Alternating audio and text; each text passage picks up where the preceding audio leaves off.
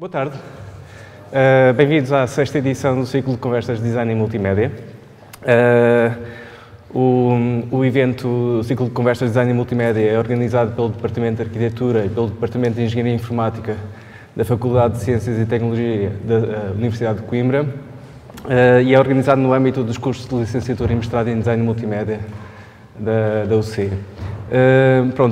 Hoje temos como convidados o Miguel Carvalhais e a dupla Manufatura Independente, a Ana Isabel Carvalho e o Ricardo Lafuente. Antes de apresentar os nossos convidados de hoje, queria agradecer, em primeiro lugar, os apoios concedidos à edição deste ano, ao Museu da Ciência, por nos ter recebido e ter disponibilizado o auditório, o Coimbra Canal por estar a transmitir em direto online o evento e a 15ª Semana Cultural da Universidade de Coimbra pelo apoio à divulgação. O restante, aproveito para informar que as restantes sessões do evento terão lugar já na próxima semana, dia 9 de Abril, com o Vítor Calhas e o projeto Clã. Depois haverá uma semana de intervalo e regressaremos no dia 23 de Abril com o projeto Serrote e o ateliê Martinho e Zenha. A finalizar o ciclo, no dia 30 de Abril, a Sandra Santos e o Andrew Howard. Como convidados de hoje temos o Miguel Carvalhais. Miguel Carvalhais é designer e músico, vive e trabalha no Porto, onde é professor na Faculdade de Belas Artes da Universidade do Porto.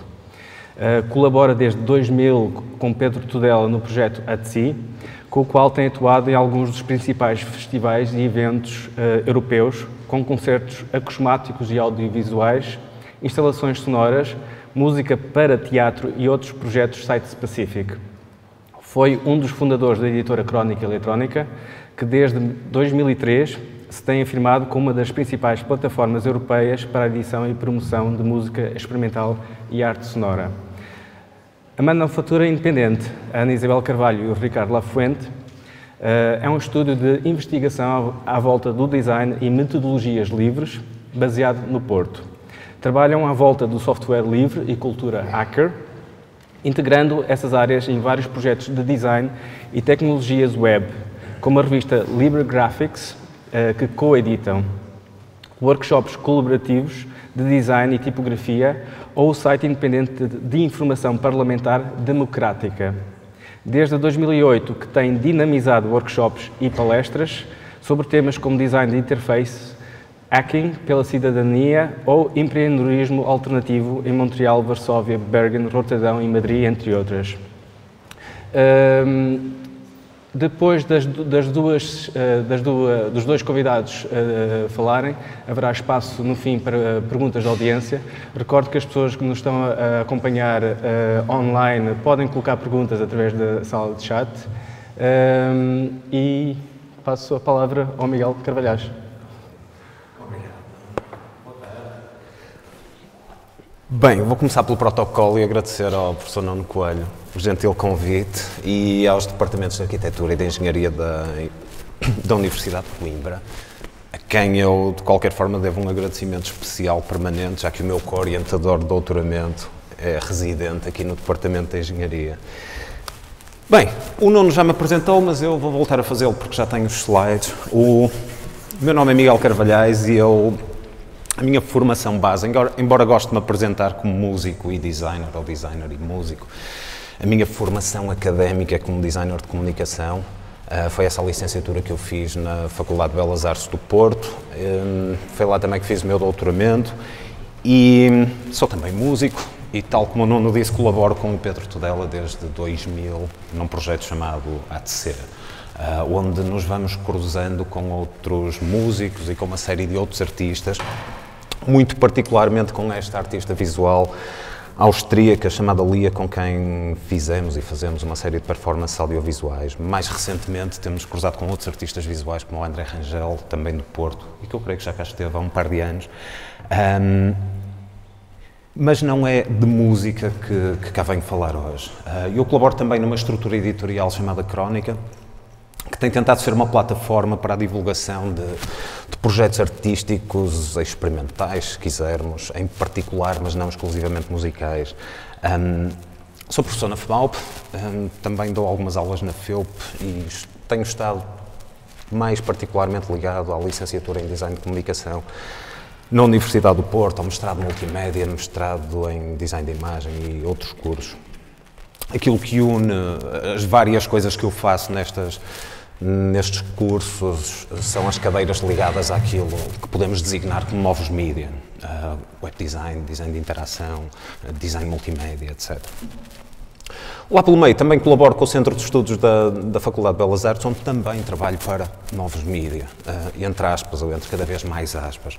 Mas eu faço esta introdução porque aquilo de que eu venho aqui falar hoje não é tanto a música, não são os audiovisuais, mas também envolvem isso, porque eu vou-me tentar focar em torno de algum do trabalho que temos desenvolvido na Universidade do Porto, ao nível do ensino e da investigação, em design de comunicação e mais particularmente naquilo que podemos chamar de design computacional, que tem sido o foco, eu não diria exclusivo, mas um dos focos prioritários do meu trabalho e também daqueles estudantes e investigadores com quem tenho colaborado lá por cima. E o que é que entendemos por design computacional, então? Em primeiro lugar, obviamente, entendemos design feito com computadores, mas em particular design feito por computadores. É design que utiliza tecnologias digitais e computacionais no desenvolvimento dos projetos. Isto, obviamente, é muito mais do que a utilização de aplicações, que são agora convencionais e que fazem parte da nossa experiência cotidiana de trabalho, ou soluções de CAD nas várias áreas de atuação de design, ou de outros recursos digitais na produção de projetos, enfim, que de certa forma só atualizam a sua framework tecnológica em relação àquilo que se fazia no passado. Isto também é mais do que a aprendizagem técnica da utilização destas aplicações, embora enquanto designers, obviamente, este lado artesanal da nossa atividade não deixe de ter uma importância extrema, mas é claro que temos algum interesse no desenvolvimento de novas ferramentas para o design e falarei disto mais à frente. Já agora, nesta frente, o trabalho que o Ricardo Lafuente tem desenvolvido na formação em ferramentas digitais na licenciatura em Design de Comunicação tem sido muitíssimo interessante. Eu não sei se ele vai falar disso, mas deixo só aqui a nota. É claro que nos preocupamos com o papel que as aplicações têm na prática do design, nas limitações que elas nos impõem, nos modelos mentais e nos modelos formais que estas aplicações incorporam e na forma como, em consequência disso, gostemos ou não, elas condicionam o nosso trabalho enquanto designers. O estudo do design computacional é, então, o estudo de como estas ferramentas computacionais têm vindo a alterar fundamentalmente a prática do design de comunicação. Não só as ferramentas com que trabalhamos, como o trabalho que fazemos com estas ferramentas, como os mídia para que trabalhamos e a cultura em que vivemos, em última instância. E enquanto designers e designers de comunicação, a experiência de sermos confrontados com estes novos mídias, com estas novas ferramentas, tornou-se quase rotineira. Por exemplo, quando comecei a estudar, ainda não ouvíamos falar na net, a web tecnicamente ainda não existia, foi inventada ou desenvolvida, andava eu talvez no terceiro ano do meu curso. Eu desenhei o meu primeiro site no ano em que era finalista da licenciatura, e sim, ainda está online porque a screenshot é de ontem. Entretanto, os CD-ROMs, como esta coisa que aqui vemos, nasceram, tornaram-se imensamente populares durante 15 dias e morreram imediatamente a seguir.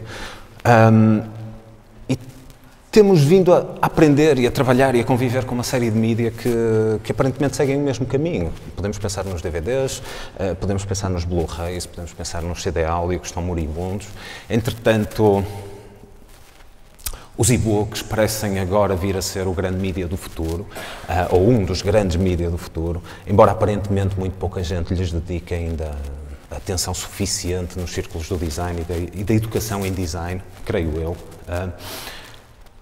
E quando falo de e-books, não estou a falar dos readers, não estou a falar de iPads, ou de tablets, ou de Kindles, ou de Nooks, ou Kobo, estou a falar sim dos standards, estou a falar dos formatos e das normas que são utilizadas na criação de e-books e que são importantíssimas em relação à sua manutenção futura, em relação à convivência e à herança que nós vamos deixar para o futuro, a herança destes mídia.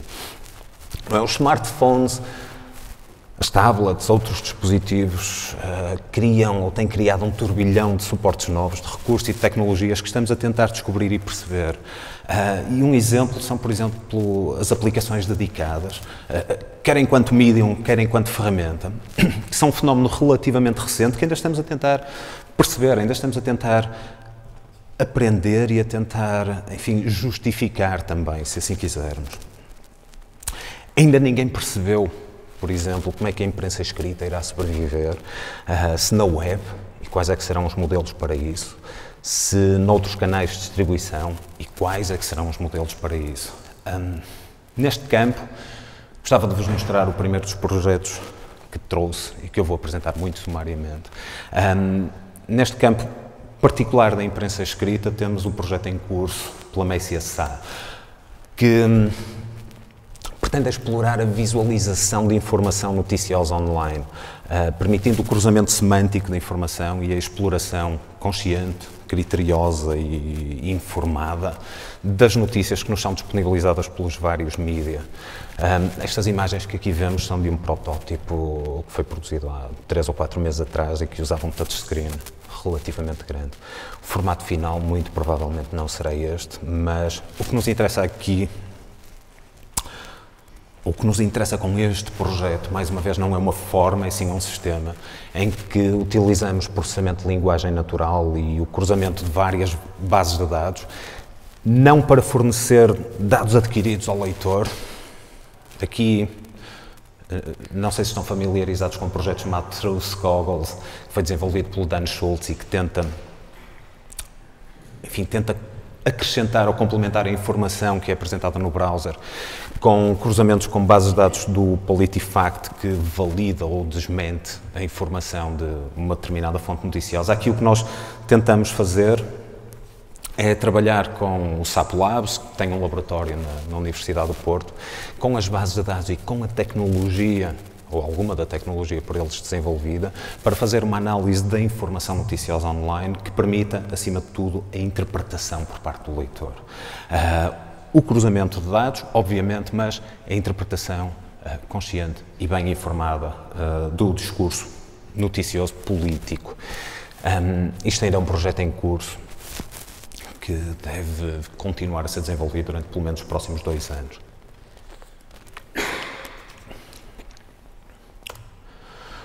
O design de comunicação é também uma disciplina que ainda encontra ecos naquela disciplina que eu estudei na licenciatura e que não é bem a mesma coisa, mas é algo que ainda partilha muito do conhecimento e da aprendizagem fundamental, mas que em muitos aspectos e simultaneamente é fundamentalmente diferente porque se transformou e foi transformada radicalmente nos últimos 20 anos, mais coisa menos coisa. Mas, de certa forma, é essa a natureza do design.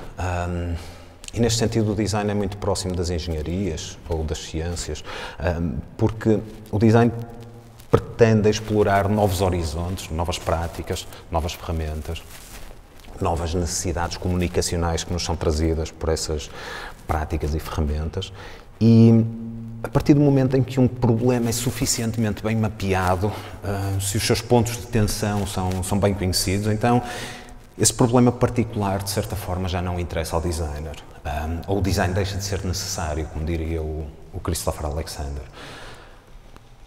E hoje em dia temos já imensos exemplos de ferramentas e de sistemas de templating que nos permitem resolver grandes problemas do design do passado. E aliás, como regra base, quase que podemos afirmar que se um problema de design pode ser suficientemente sistematizado para ser resolvido por templates, então os designers já não precisam de se preocupar com ele e chegam à altura em que têm que partir para outra coisa qualquer. O estudo do design computacional é também o estudo como estas ferramentas computacionais, digitais em muitos casos, mas não é isso que as define, quanto a mim, é a sua capacidade computacional. É o estudo como estas ferramentas têm vindo então a alterar a comunicação, a cultura e a sociedade. Mas é um estudo que tenta não, ou pelo menos na minha perspectiva, tenta não entrar em entusiasmos ou em otimismos excessivos. naquilo que o Evgeny Morozov tem chamado de solucionismo, e que é um mal que aflige muitas vezes o estudo das tecnologias demasiado novas. É um estudo que se tenta então manter crítico, e mantém-se crítico tentando ser o melhor informado possível. Também, ou particularmente, o melhor informado possível sobre a história do design e a história dos mídia, porque, sobretudo numa altura em que o cenário muda muito rapidamente, torna-se muito fácil desenvolvermos uma certa miopia histórica. Ou então sofrermos com as falácias que são provocadas pelo presentismo, isto é, quando nós assumimos que o presente, este momento cultural, a nossa forma de pensar, a nossa ética, por exemplo, podem ser modelos claros daquilo que foram no passado, e isso quase sempre está errado. Para evitar este deslumbramento mal informado com as tecnologias e com os mídia, mas simultaneamente ao desenvolver este estudo nós permitimos-nos um deslumbramento mais saudável, se quisermos, e mais justificado, um deslumbramento com aquilo que é inovador, com aquilo que é realmente novo nestes meios e realmente revolucionário, para percebermos quais é que são os reais problemas novos que surgem com estas tecnologias. E um muito bom exemplo de um trabalho que foi desenvolvido nessa frente foi este digitaldying.org, desenvolvido no âmbito do mestrado de multimédia há um par de anos, que procurou perceber como é que conseguimos adequar o design de software e adequar o design de informação digital à morte, que é obviamente inevitável, dos seus utilizadores. Este trabalho explorou o desenvolvimento daquilo que chamamos de tanatosensibilidade na gestão de dados pessoais, na gestão de informação pessoal, para tentar reduzir o impacto do luto após a morte de alguém próprio e o impacto do luto na gestão dessa informação pessoal que é imaterial, muitas vezes está protegida por passwords ou por outros bloqueios no acesso e muitas vezes, inclusivamente, está protegida legalmente e juridicamente de acesso por terceiros. O objetivo deste trabalho, que foi desenvolvido pela Katerina Marková, sobretudo com a colaboração de terceiros, pretendia criar, já agora as ilustrações são da Cristina Casnelli, pretendia criar um novo tópico que se chamou Gestão de Informação Tanatosensível e desenvolveu, entre outras coisas, uma plataforma web para a troca de informação e a sensibilização e a informação do público em geral e da comunidade. Nós partimos do pressuposto que a tecnologia atual é, em larga medida, alheia à morte. E constatamos isso porque a literatura sobre a matéria era limitadíssima na altura e ainda é, de certa forma. Então começamos por fazer uma recolha sobre a situação presente e apresentamos os resultados sob a forma deste website e também sob a forma de uma série de sugestões práticas passíveis de serem implementadas no desenvolvimento de novos produtos de software.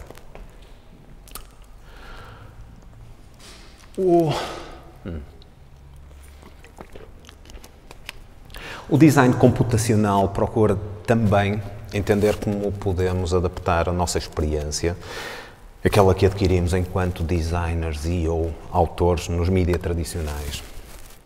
Como transportar os skills e o conhecimento que importamos ou que herdamos de outros mídias e de outras áreas de atividade. Implica percebermos que o design de comunicação, tal como o estudamos até meados dos anos 90 ou inícios dos anos 90, e de certa forma como ainda o estudamos hoje em dia, é uma disciplina que, acima de tudo, se dedica ao desenvolvimento de ferramentas intelectuais, como o Douglas Engelbart lhe chamava. O design de comunicação, o design de interação, o design computacional continua em grande medida a ser justamente isso, ou pelo menos é essa a faceta do design que mais me tem interessado a explorar.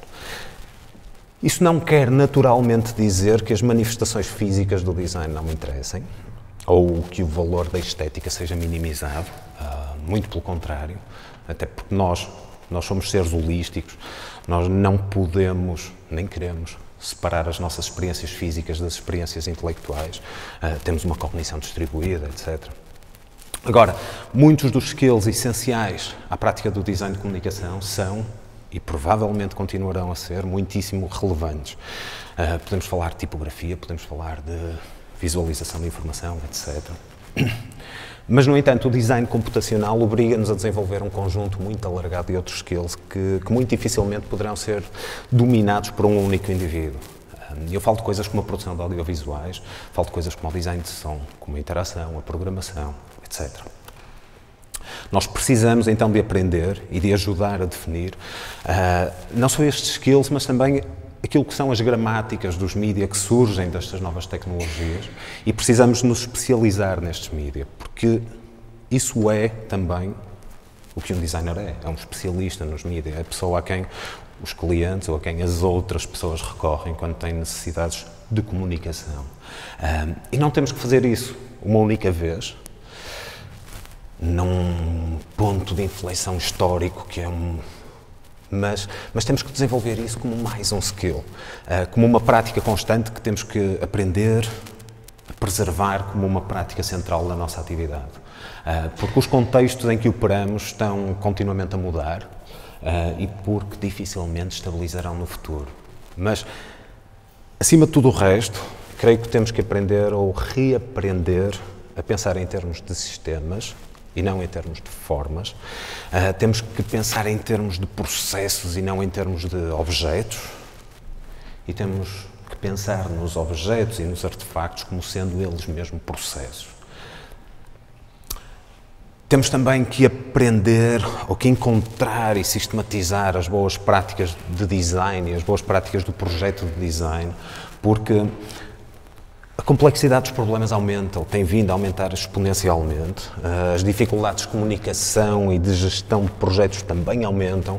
Isso cria naturalmente dificuldades acrescidas ao designer, quer na gestão do trabalho, quer na gestão, nas relações com os seus clientes. Nessa frente, nós temos vindo a desenvolver muitos mesmo projetos distintos. Eu não vos vou maçar com todos eles, obviamente. Vou-vos apenas falar deste, desenvolvido pelo Jorge Ribeiro, também no mestrado multimédia o ano passado, e que é um de vários projetos desenvolvidos em torno do design para a web, o design para a usabilidade e aquilo que genericamente podemos chamar de design centrado no utilizador. No âmbito deste projeto, o Jorge focou-se, acima de tudo, no estudo do web design para meios móveis, para smartphones, sobretudo, e tentou descobrir e sistematizar padrões de design para essa mobile web. Ele baseou-se no trabalho do Christopher Alexander, claro, da Jennifer Tidwell, também no trabalho desenvolvido pelo Instituto Superior Técnico com o seu banco de padrões e numa série de outras bibliotecas. Fez uma revisão de literatura gigante, mas, acima de tudo, ele conseguiu descobrir 2 dúzias de padrões que foram sistematizados num site que está acessível. Talvez consigam ler a URL daí, e que têm sido, enfim, não só têm sido bem recebidos, como têm sido bastante úteis à comunidade em geral. Noutra frente, e também relacionado com o design para a web, o projeto do Ricardo Melo procurou entender os mecanismos para o favorecimento da serendipidade na experiência online. Ou seja, ele tentou explorar o papel da aleatoriedade, o papel do acaso e o papel das relações causais entre informação ou entre informações na experiência da web e como é que estas podem ser utilizadas pelo designer de um sistema para conseguir promover experiências mais interessantes e mais produtivas para os utilizadores. Em particular, o projeto preocupava-se com aquilo que o Eli Pariser identificou como a filter bubble, ou excessiva personalização da informação na web, e tentou sugerir uma série de estratégias para evitar esses riscos da ultra-personalização. Este protótipo, que é uma prova de conceito só, foi desenvolvido no âmbito do projeto, mas isto, acima de tudo, foi um trabalho teórico que vale a pena ler se estiverem interessados no assunto.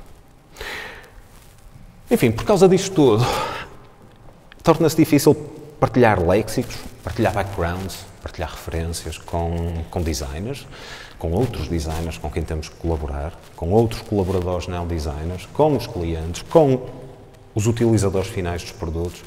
E isto também leva muito frequentemente a responsabilidade pela gestão de todo um projeto, que podem, em bastantes casos, ser extremamente complexas e ser trabalho a tempo inteiro, acaba por recair também sobre os designers.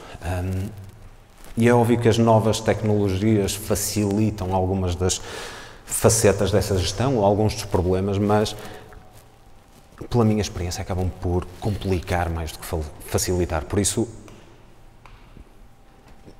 a nossa opinião é que a gestão de projeto e os skills e a organização de trabalho também têm que ser fomentados entre os designers. Mas outras questões que nos têm preocupado bastante são aquelas relacionadas com a autoria nos mídias digitais. E aqui falamos das relações, ou daquelas relações que o Espen Arsat chama de pré-processamento ou que chama de pós-processamento com os sistemas computacionais, a forma como nós os programamos por um lado e os preparamos para agirem e, por outro lado, selecionamos algumas das suas efusões depois do ato, não é? Nós falamos, então, naquelas relações diretas e menos mediadas e na autoria efetivamente partilhada com os sistemas por parte do designer ou do artista, se quiserem, e com sistemas que muitas vezes podemos descrever como sendo profundamente generativos, como sistemas que incluem regras, que incluem algoritmos, mas que, acima de tudo, incluem agência e um certo grau de autoria por parte da máquina e não necessariamente por parte do humano. Mais um projeto que muito recentemente se debruçou particularmente sobre esta área e sobre este cruzamento de mídia e tecnologias foi esta dissertação de mestrado que se chamava O Livro Rematerializado e que foi desenvolvido no mestrado em design gráfico. E era um trabalho, ou foi um trabalho que estudou as transformações que o livro, enquanto medium, tem sofrido e as suas consequências no contexto do design gráfico e do design editorial. Analisou as consequências do processo crescente de digitalização que o livro tem atravessado nos últimos 20 anos, mais coisa, menos coisa, mas olhou também para o passado histórico e para outros processos de arquivamento e de preservação de livros, passando pelo facsímile, passando pelo microfilme, passando por outros processos de arquivo e de destruição dos livros físicos, já agora.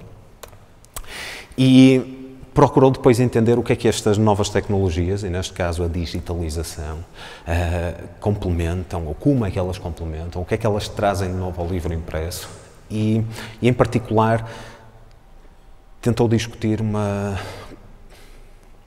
curiosa possibilidade da rematerialização dos livros, depois desta transformação e depois desta digitalização. É uma rematerialização que inverte a transformação a que se sujeitou do impresso para o digital e que volta a trazer para o impresso algumas matrizes digitalizadas em que o potencial do erro no processo se revela claramente, como nestas imagens escolhidas, um pouco ao caso do Google Books. Por outro lado, para além dos processos de autoria, estudamos naturalmente a leitura e a utilização destes mídia. E falamos aqui, sobretudo, das relações de coprocessamento, na atuação direta com as máquinas, nas relações de interação e no confronto da agência do humano com a eventual agência dos sistemas. Falamos da multilinearidade ou da interatividade e das novas experiências narrativas que são ou podem ser descobertas com estes mídia. Temos vários projetos em curso em torno... Temos três são vários. Temos 3 projetos em curso em torno do livro ilustrado, por exemplo, e das narrativas multilineares em e-books não convencionais ou menos convencionais, destinadas a um público infantil, e por isso é que aqui está o Winnie the Pooh. Estas novas experiências não são exclusivas de jogos, longe disso, mas são muito comuns aí, por isso os jogos também têm sido uma área de interesse bastante grande. Nós temos vários projetos em curso em torno dos jogos, do estudo das ações nos jogos, da variação ou das variações no estudo dos princípios mecânicos dos jogos e da forma como podemos perceber tipologias para o estudo dos jogos a partir das suas bases mecânicas. Temos desenvolvido um trabalho de cruzamento muito engraçado entre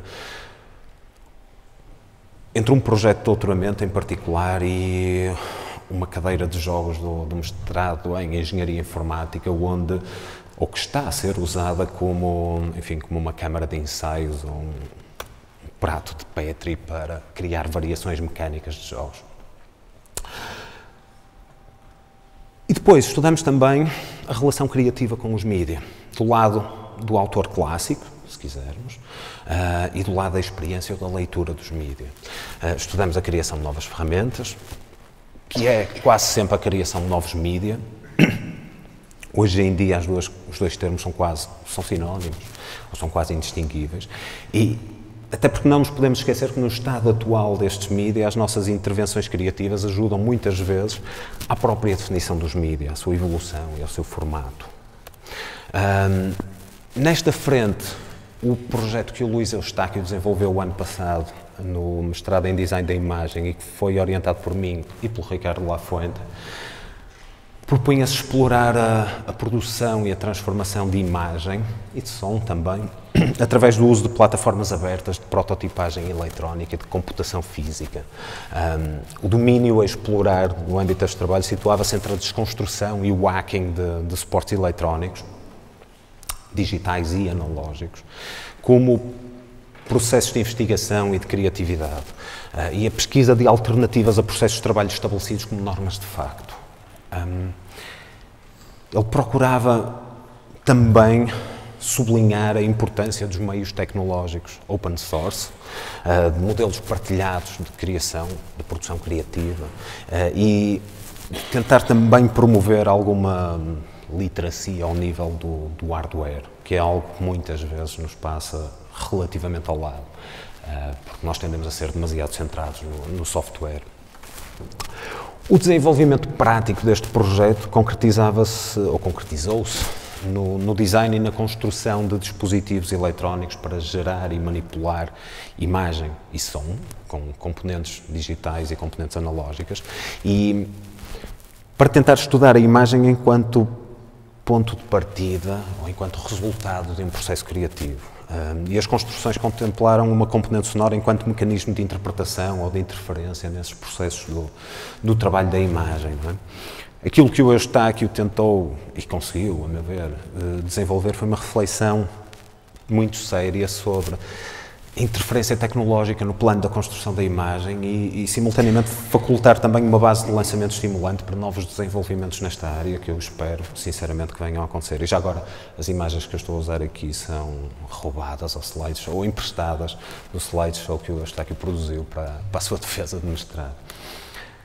Isto foi o wiki onde toda a informação acabou e está disponível com acesso livre, e que eu vos aconselho a dar uma vista de olhos se estiverem para aí inclinados. Finalmente, o design computacional. É o design que utiliza processos computacionais no seu desenvolvimento, e estes não são necessariamente digitais, nem são necessariamente desenvolvidos com recurso a computadores, ou pelo menos aquilo que nós entendemos como sendo computadores tradicionais, máquinas de Turing. Embora, obviamente, seja esse maioritariamente o caso. E eu gostava de vos deixar com um último exemplo de um projeto ainda em desenvolvimento, que ainda não tem título, mas que se foca nos atuadores biológicos e na utilização de atuadores biológicos no campo do design, neste caso daquilo que nós podemos descrever como design de equipamento, ou, bem, não lhe podemos chamar design industrial, porque ele claramente não é industrial, mas talvez design de equipamento ou design tridimensional.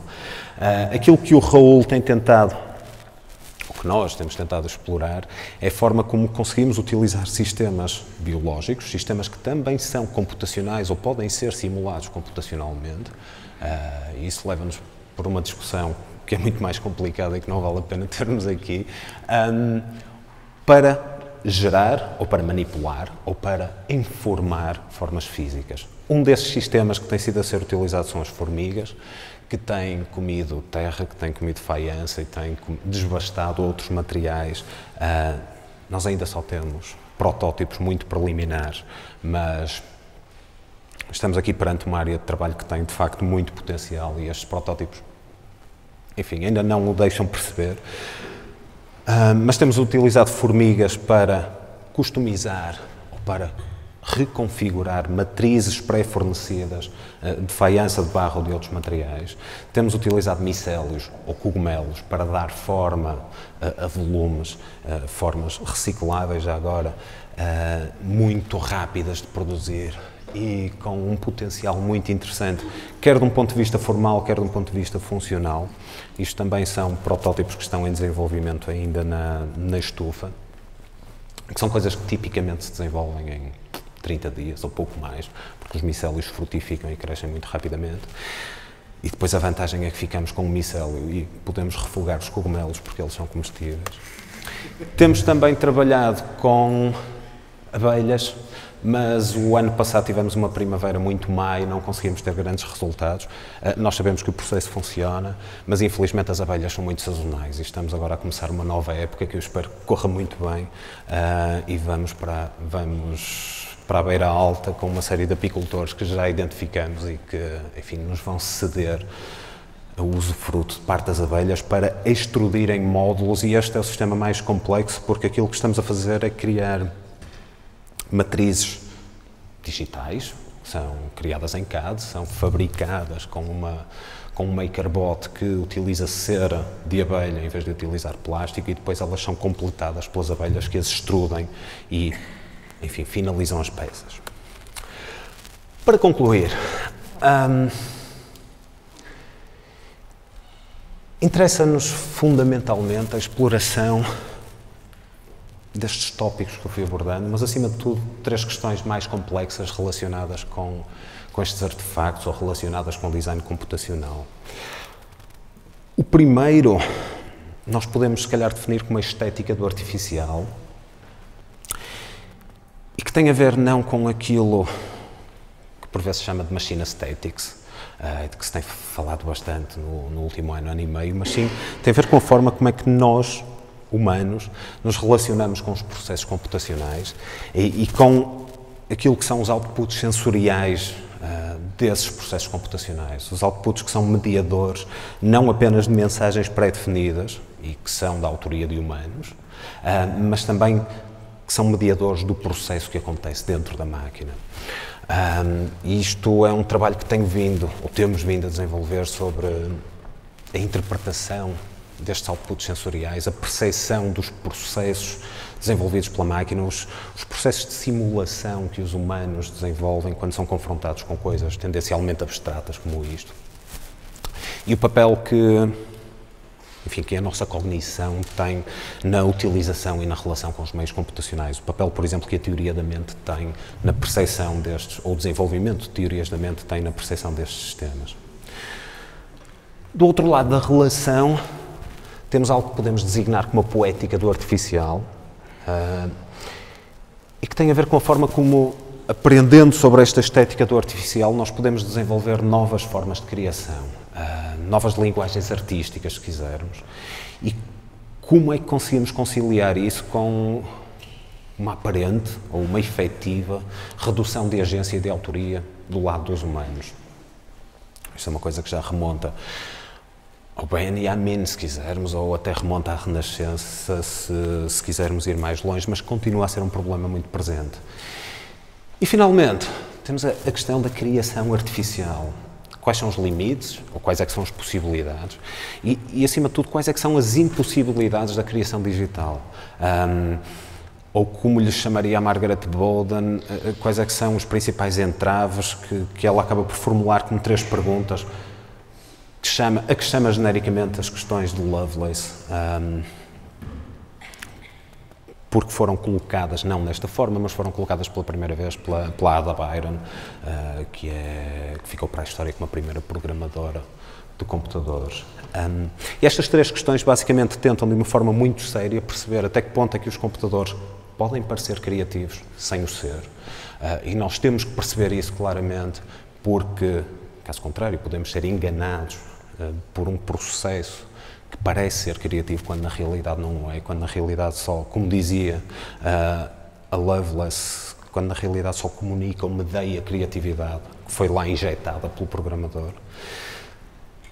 Temos depois de perceber se os computadores podem ou não reconhecer a criatividade quando a encontram noutros meios, quando a encontram nos seus outputs, para finalmente perceber se os computadores podem ou não ser efetivamente criativos. As respostas que a Bolden dá são bastante pessimistas, ela responde que não às 3 perguntas. Enfim, responde com talvez à primeira. As minhas tendem a ser um bocadinho mais otimistas, obviamente ainda não estamos lá, eventualmente chegaremos a este ponto em que os computadores eventualmente venham a ser criativos, ou chegamos àquela singularidade que se fala muito, mas eu não sei quando é que isso acontecerá. No entanto, tentamos estudar o meio para estarmos mais ou menos preparados quando isso acontecer. Muito obrigado e tenho dito.